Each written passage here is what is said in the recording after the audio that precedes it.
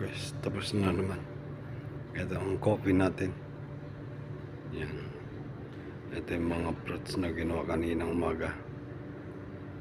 Yan ang ating mga fruits. Tapos ito yung ating mga mixed cheese. Mixed cheese. Yan. Bread. Salmon, croissant. Yan guys. Tapos on the way pa yung mga salad natin. Isang salad pa lang. Tapos ito yung ating mga main course. 2, 4, 6, 8.